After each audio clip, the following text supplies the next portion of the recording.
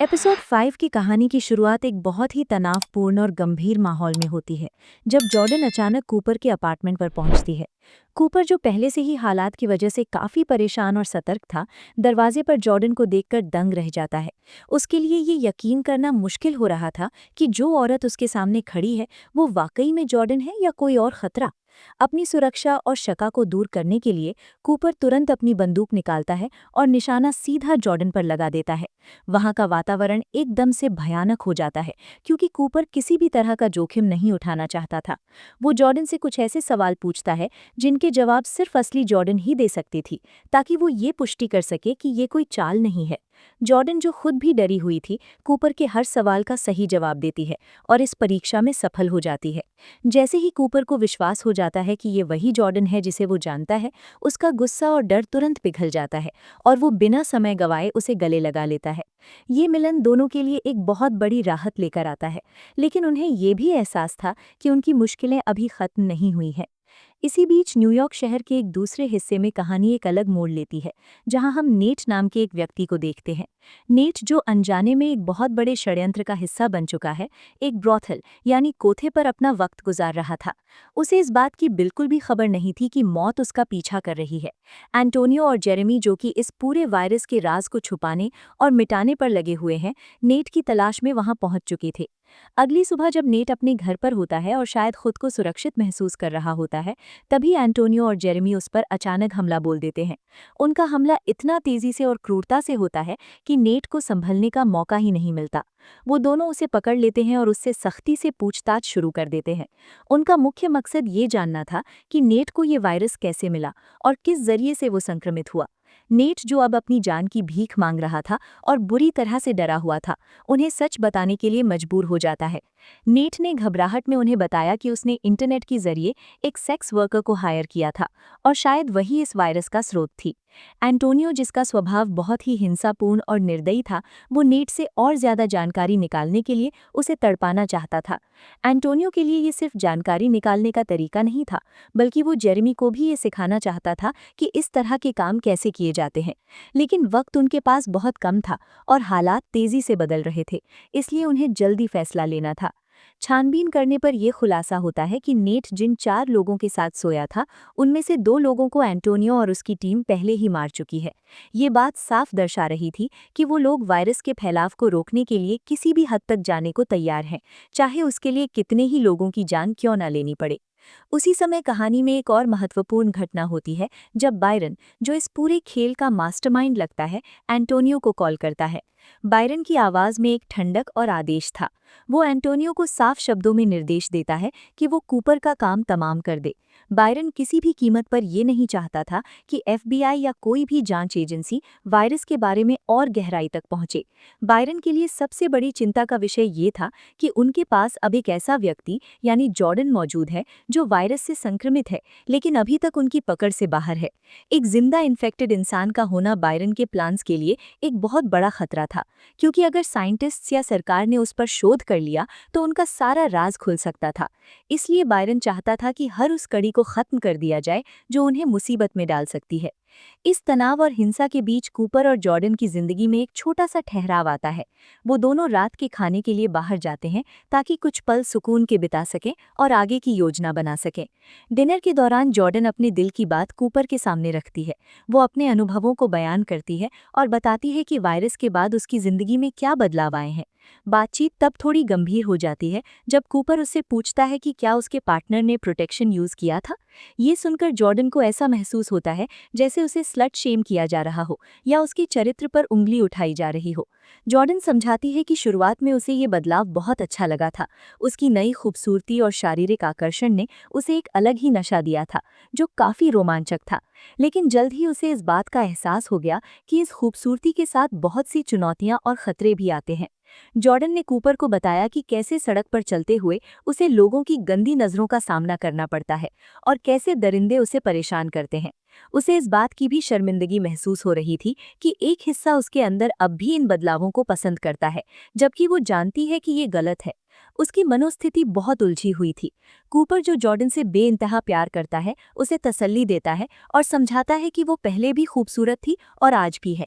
वो जॉर्डन से वादा करता है कि चाहे कुछ भी हो जाए, वो इस मुसीबत से निकलने का कोई ना कोई रास्ता जरूर ढूंढ लेंगे।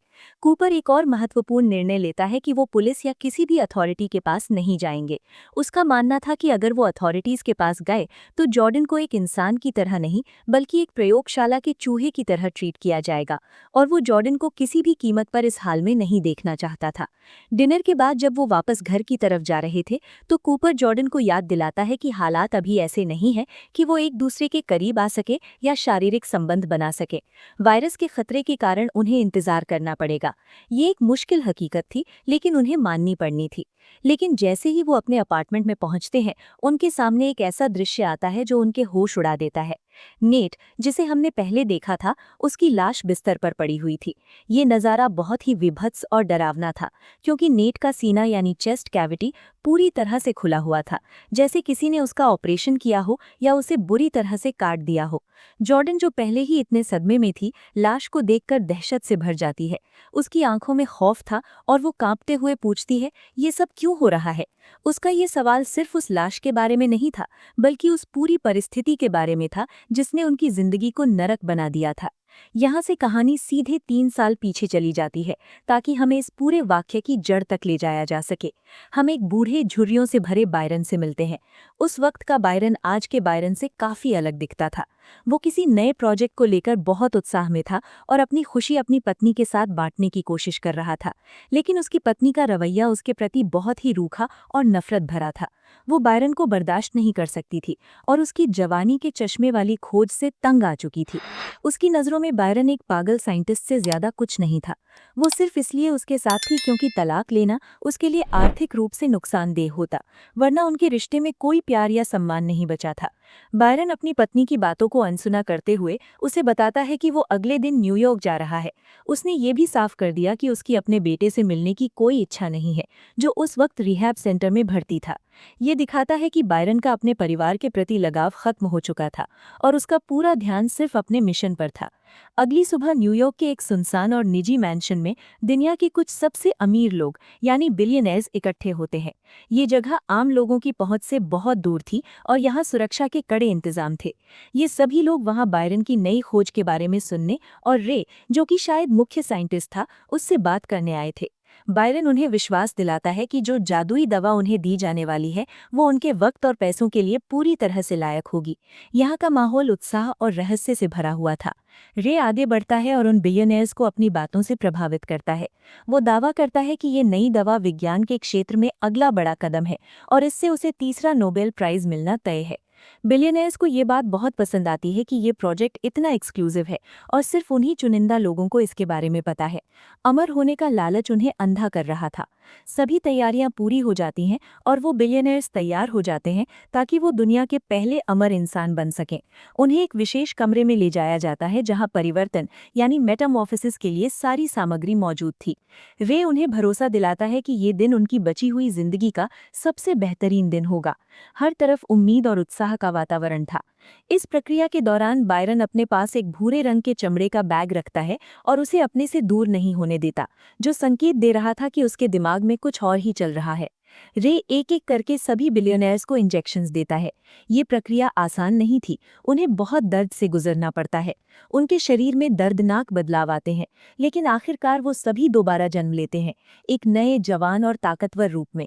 जब वो आईने में अपने नए खूबसूरत और जवान शरीर को देखते हैं तो वो हैरान रह जाते हैं। उनकी खुशी का कोई ठिकाना नहीं रहता। उन्हें लगता है कि उन्होंने मौत को मात दे दी है। लेकिन उनकी ये खुशी बहुत ही कम वक्त के लिए थी। बायरन, जो अब तक शांति से सब देख रहा था, अपनी असली योजना को अंजाम देने के लिए आगे बढ़ता है। वो अपने उस भूरे बैग से एक बंदूक निकालता है और बिना किसी हिचकिचाहट के वहां मौजूद सभी नए बने जवान बिलियनर्स पर गोली चला देता है। एक के बाद एक सभी मरे जाते हैं। बायरन सिर्फ रे को जिंदा छोड़ता है। ये नज़ारा अत्यंत खौफनाक था। अभी कुछ पल पहले जो लोग अपनी अमरता का जश्न मना रहे थे, अब वो जमीन पर लाश बनकर पड़े थे। बायरन का ये कदम दर्शाता है कि वो कितना ठंडे दिमाग का और निर्दयी इंसान है। कत्लेआम के बाद बायरन ऊपर वाले कमरे में जाता है, खुद को साफ करता है ताकि कोई सबूत न बचे और फिर पूरे मैंशन को आग के हवाले कर देता है। कहानी का अंत बहुत ही प्रभावशाली और विनाशकारी होता है। जब बायरन अंदर ये सब कर रहा था, उसी वक्त बाहर उसकी असैसिन्स की टीम ने मैंशन के बाकी स्टाफ और लोगों को मार दिया था ताकि कोई गवाह न बचे। जब उनका काम खत्म हो जाता है तो बायरन अपनी कुटिल योजना के तहत उन असैसिन्स को भी मार देता है। अब वहां सिर्फ बायरन और रे बचते हैं। बायरन रे को अपने साथ हेलीकॉप्टर में बिठाता है और वहां से निकल जाता है। एपिसोड का आखिरी दृश्य दिखाता है कि पीछे वो आलिशान मैंशन धधकती हुई आग की लपटों में जल रहा है, जिसमें न जाने कितने राज और लाशें दफन हो गई हैं। हेलीकॉप्टर आसमान में उड़ता है और बायरन अपनी टीम के साथ वहां से गायब हो जाता है, ये छोड़ते हुए कि आगे क्या होगा और उसका अगला कदम क्या होने वाला है। वीडियो पसंद आए तो लाइक और चैनल को सब्सक्राइब जरूर करें।